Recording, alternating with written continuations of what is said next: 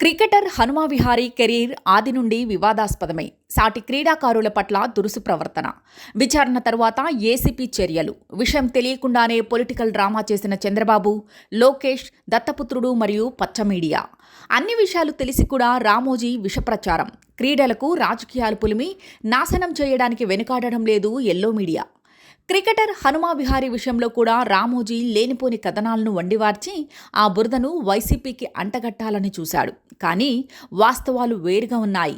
Hanuma Vihari Andhra cricket కెప్టెన్గా ఉన్నప్పటికీ ఆది నుండి వివాదాస్పదంగానే ఉంది. సాటి క్రీడాకారుల పట్ల దురుసుగా ప్రవర్తించడం, పరుషంగా దూషించడం వంటి ఎన్నో ఫిర్యాదులు విహారీపై ఉన్నాయి.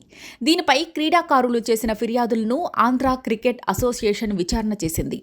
ఆరోపణలు వాస్తవం అని తేలడంతో అతనికి రాతపూర్వకంగా నోటీసులు ఇచ్చింది. దానికి హనుమా కూడా సమాధానం చెప్పాడు.